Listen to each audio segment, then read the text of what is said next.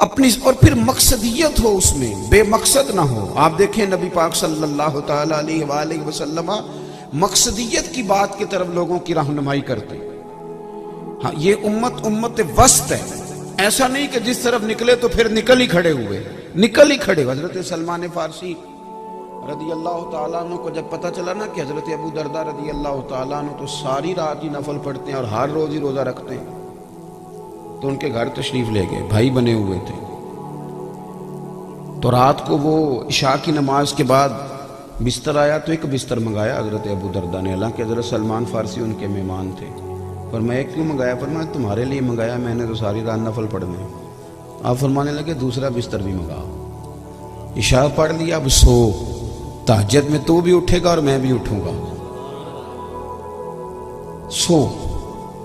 تو حضرت ابو درداء رضی اللہ تعالیٰ عنہ سو گئے، ایک آدھ دفعہ اٹھنے کا ارادہ کیا تو حضرت سلمان فارسی کہنے لگے سو جا چپ کر کے، تہجد میں اٹھیں گے۔ تہجد میں اٹھے، صبح انہوں نے کہا میں نے روزہ رکھنا ہے۔ فرمایا نہ بھائی کل رکھا تھا نا، آج کھانے پینے کا دن ہے، کل پھر رکھیں گے، یہ نفلی روزے، صوم وصال ٹھیک نہیں، ایک دن روزہ رکھو ایک دن افطار کرو، اسی میں بہتری ہے۔ اب حضرت ابو درداء کی طبیعت پر کچھ بوجھ تھا،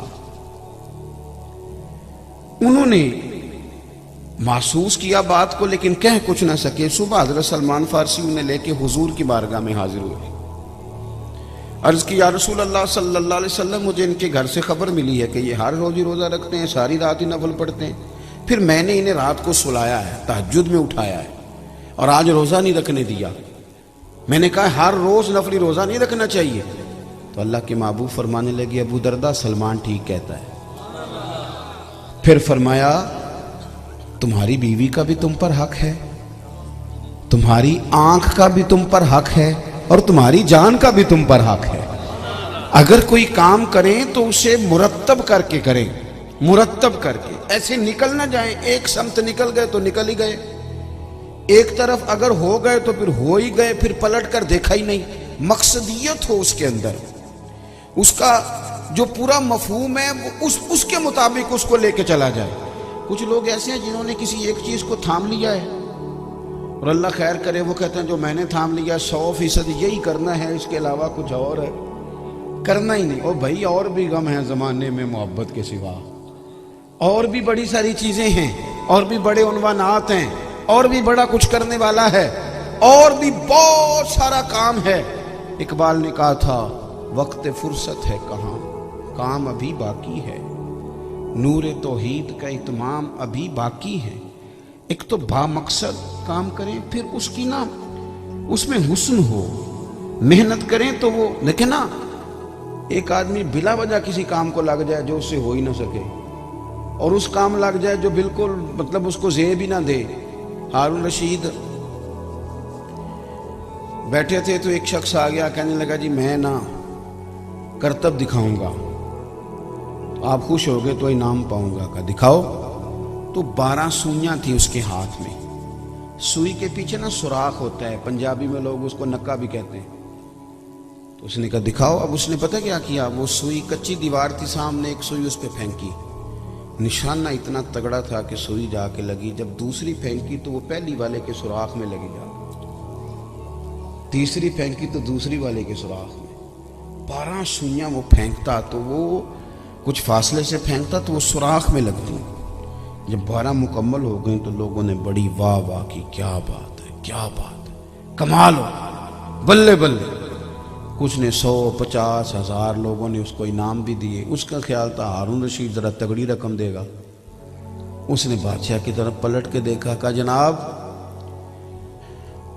آپ نہیں کچھ فرما رہے؟ تو کہنے لگا فرمانے لگا ہوں۔ جب لوگ فارغ ہو گئے تو اس نے سپاہیوں سے کہا اس کو پکڑو، ستون کے ساتھ باندھو اور 80 کوڑے مارو اسے۔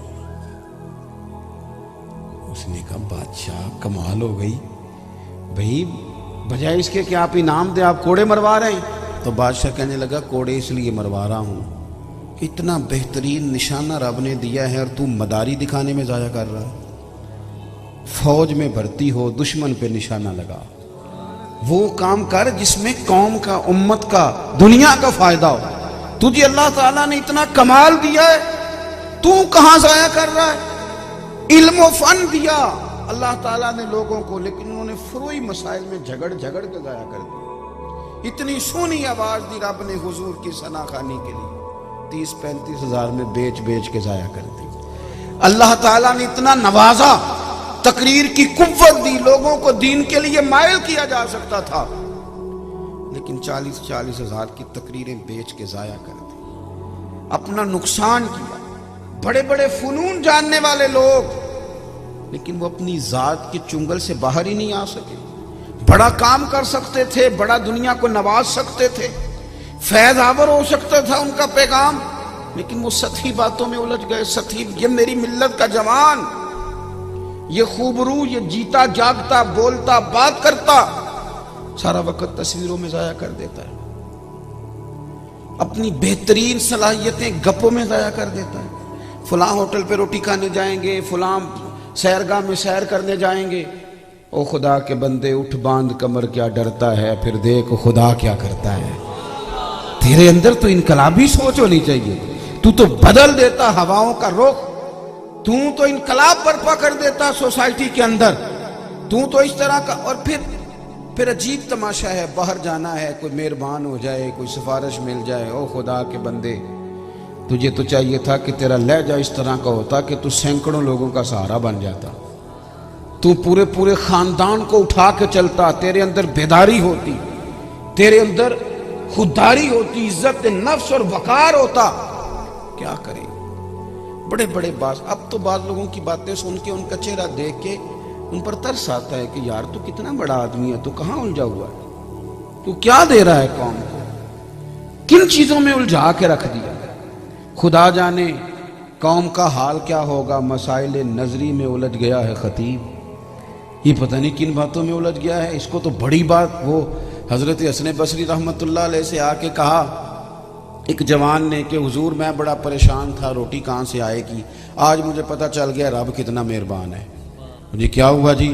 کہنے لگا جی میں نے آج جنگل میں گیا ہوں، ایک شیر دیکھا، اس نے ایک بکرا شکار کیا، خود کچھ کھایا اور باقی بچا کے وہ پہاڑی پہ چڑھا۔ میں نے دیکھا ایک لومڑی آنکھوں سے اندھی بیٹھی تھی، اس نے باقی کا اسے کھلایا۔